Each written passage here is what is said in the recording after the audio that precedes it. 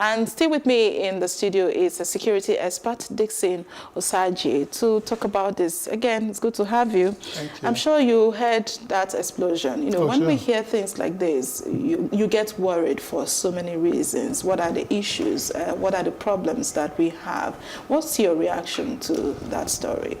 Well, human life were lost yesterday, and I think that incident is classified as a man-made disaster. You know, when it comes to disaster management, we have three forms of disaster. We have the natural disaster, man-made disaster, and inadvertent disaster. Inadvertent disaster are disasters that occur by mistakes. But the report from NEMA, which simply implies that the incident is an inadvertent disaster. It's not a deliberate disaster. Right. But the report is conflicting. You know, I belong to a various group chat, security chat groups, and the report we also have in our own security group was that it was a vandalism that resulted to that. And if the NEMA claims it's an inadvertent disaster, and we have another claim that is a deliberate disaster, then I think it's called for investigation. Right. Because incidents like this should not be swept under the carpet, because we are good in sweeping things under the carpet. And the reason why things keep happening in Nigeria, because we don't have a very good reward and punishment system. You know, because some people feel that they can go and carry out vandalism and go scot-free. Until we have a very strong institution, because punishment is very good, it's an essential part of life. Are you saying that because is that the military part of you talking? Or, No, I'm a security management professional. Okay. I have happened to be a chief security officer of a company, and part of my success was punishment, you know, crime and punishment. Punishment is very essential. Yeah, we don't punish people. Even if we punish people, the punishments are minimal. Punishment are deterrence measures, you know, and it serves as a specific deterrence or a general deterrence. Specific deterrence in the sense that whoever commits that crime should be dealt with, and I think he will not come back to commit such crime again. And that punishment awarded to that person is going to send a general deterrence to the public to know that, hey, you don't go close to the government pipeline. In fact, the government should even make it a law. Going close to the pipeline should be a punishable offense. But now I blame the government for everything that's happening because it's an avoidable situation.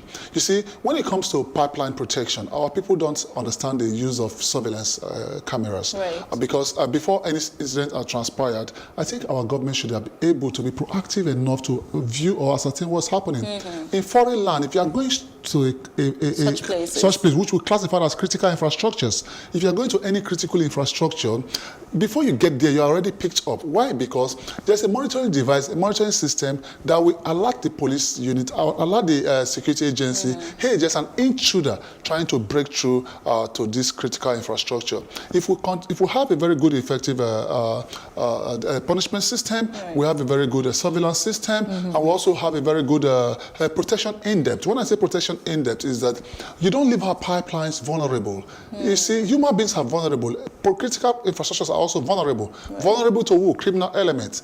If you want our pipelines not to be vandalized, you need to carry out what we call protection in-depth. Protection in-depth in the sense that for the criminal to get to that critical infrastructure, it's going to take him some time. And those time we call it delay measures. Now, for him to pass through those delay measures, which simply implies that he's going to be psychologically demoralized because it's going to take time.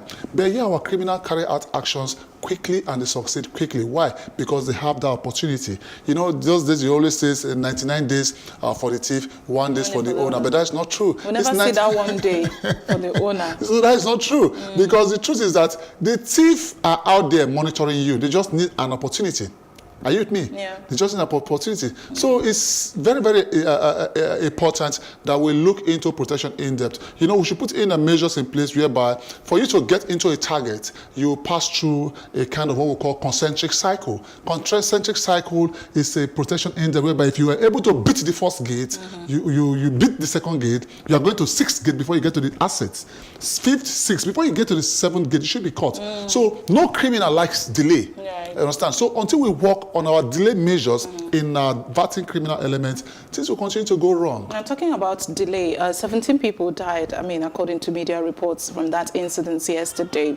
How do you assess our level of responses in emergencies like this, you know, in our country? Yeah, our responsive measures is very, very low, very, very weak, and we're not even trying to develop. Lagos State is doing so well when it comes to response, incident response. Now, the incident that transpired yesterday, I think the fire brigade and fire service and they were drafted there. Then what about our area firefighting? We don't have area firefighting. Area firefighting in the sense that where the vehicle cannot go, the aeroplane, the helicopter can flow around that area and, drop fire hydrants. You understand? So if we have a very good and efficient area firefighting mechanism in place, that incident would have happened. And it took about 19 lives. Some people were thinking that it was an explosion from the Ojo barracks. The explosion shook a lot of people. Even the barrack was well shook.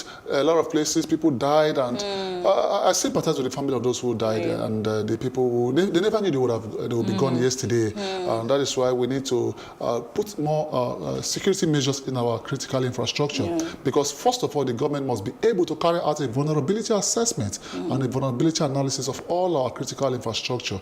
After carrying out those vulnerability analysis, then profile solutions, mitigation factors that will not give criminal elements opportunity to go and carry out vandalism. Even in a section of criminal elements, mitigation factors that will prevent any inadvertent or natural disaster. Thank you so very much for that contribution there. Thank you.